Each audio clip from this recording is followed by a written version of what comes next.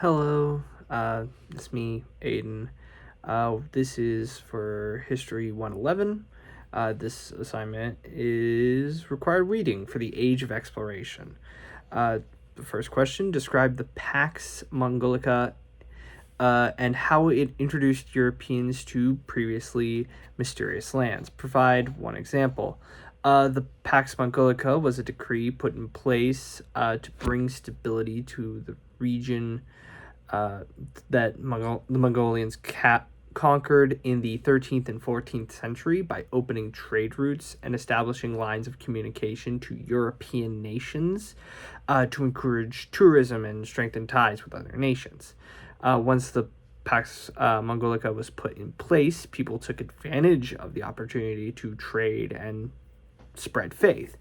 Many people wrote down their experiences of their travels, like Marco Polo, which inspired many other people to begin traveling.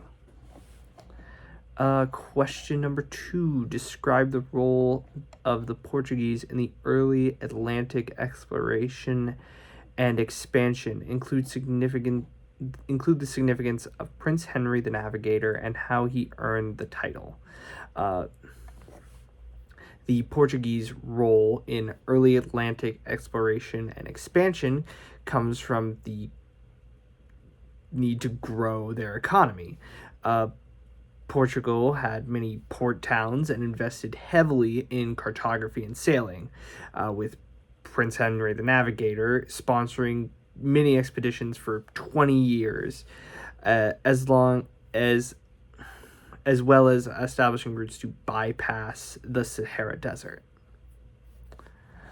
Describe the first two voyages to India by Portugal. The first voyage to India was made by Vasco da Gama, I believe I'm saying that correct, who went around the coast of Africa, and on his way, he stopped and brought a local pilot to guide him across the Indian Ocean. They cut down travel time to India significantly, which allowed Portugal to have a monopoly on the spice trade in Europe, as no one else had found the route. The second voyage to India was by Pedro Alverenere Cambril, who attempted to cross the Atlantic but landed in Brazil. Describe Portugal's goal in the Indian Ocean and Southeast Asia. Did they want colonies in the way that we usually think of British colonialization? Why or why not? What made them the first global sea power? The ultimate goal of Portugal was to control the spice trade and gain a monopoly that would ensure economic stability as well as political stability, because spices are a luxury item that nobility wants, as well as everybody else, in order to improve food. And when your government kind of needs to be on good terms with Portugal to get access to spice, because they control the spice trade.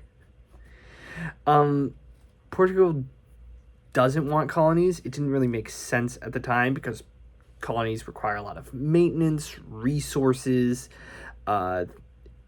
stability. You have to bring your people to colonize the area. It just doesn't make sense. The creation of outposts, they don't require as much maintenance or money. The only thing you probably need to do is pay taxes to the local government, but other than that, you now have an established port for your people. Portugal became the first global sea power because of their vast navy and the strength of their ships, and as well as the money they had. They had a lot of money. 5.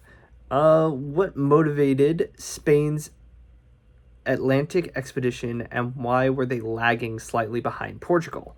What was the impact of the Treaty of Tordesillas? Tordesillas. Spain needed money after the Reconquista. They were lagging behind other nations, hiccups, because of their political instability after fighting for 700 years. The impact of the Treaty of Tordesillas basically ensured that Portugal can keep their monopoly on the spice trade, not allowing Spain to go across the Cape of Africa. Spain had to find another way to reach India, and they were allowed to cross the Atlantic, and Columbus ran into the Americas. It's not until Magellan where they find a way around South America that they begin getting access to the spice trade, or their own access to spices. Described Spanish exploration and conquest of the Americas. The exploration and conquest was bloody. That's putting it mildly. The conquistadors had a technological advantage and a divided Aztec empire at the time. So the Aztecs had the advantage of knowing the area, but as a divided nation, they sort of fell. The Inca Empire had the advantage of location, being in a mountainous region where Spain couldn't press the advantage of their cavalry, and they knew the area very well as well. But by the time they started fighting the Inca Empire, the smallpox epidemic, the smallpox that the Spaniards brought with them unwittingly, killed a lot of people. This is because of this, it kind of it just killed a lot of native people. The smallpox epidemic allowed Spain to just sort of conquer the territories from the natives.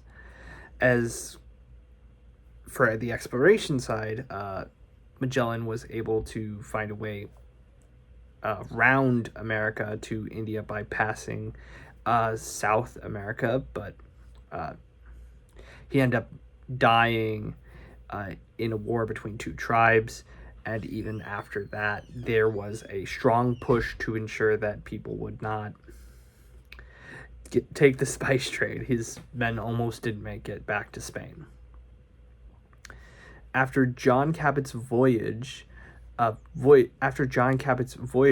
the Americas, how long was it until Britain set out again for the area? Why the delay, and which monarch finally pursued it, and why?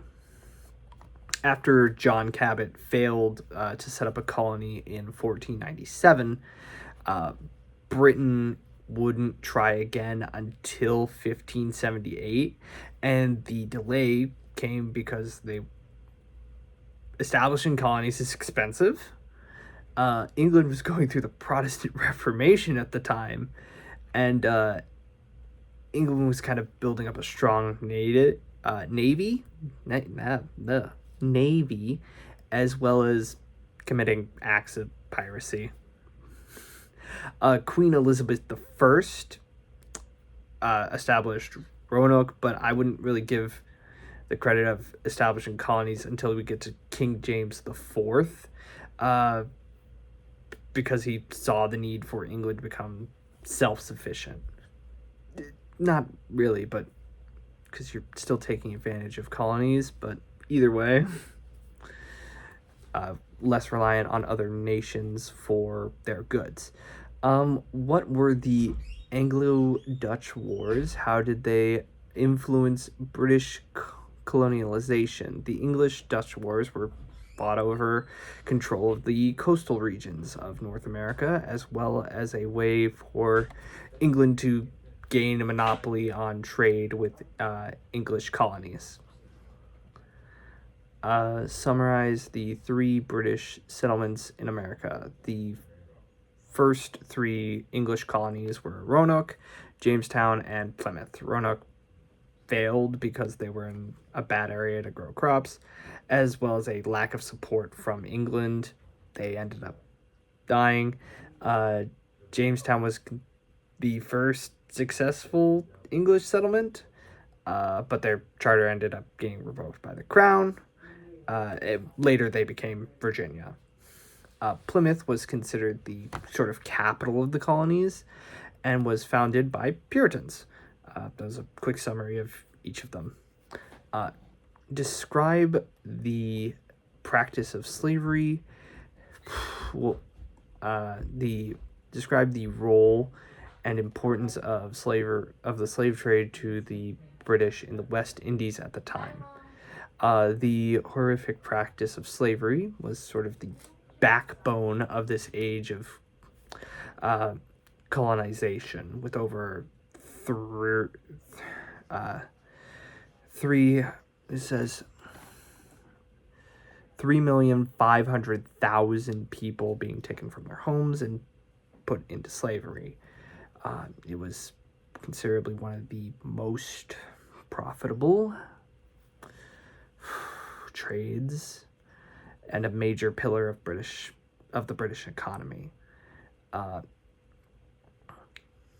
Doesn't make it any less bad, and really sad.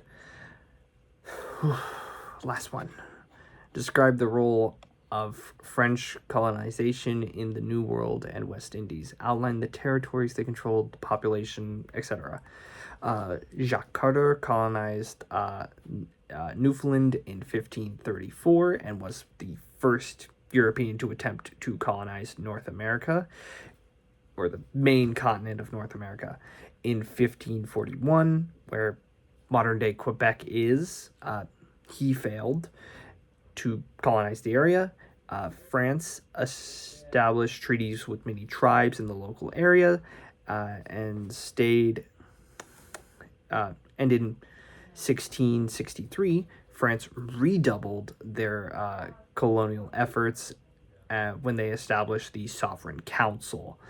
France takes over, basically in this time for the Sovereign Council, the Mississippi River, as well as the area of the Great Lakes in North America. In the West Indies, they have control of Guinea, St. Kitts, Guadeloupe, and St. Dominique, just to name a few, and many different parts of Asia and Africa as well. The population of these areas are French colonists, natives, as well as a lot of slaves from Africa. A notable one being St. Dominique, which is a major sugar plantation. But other than that, that's it. Bye.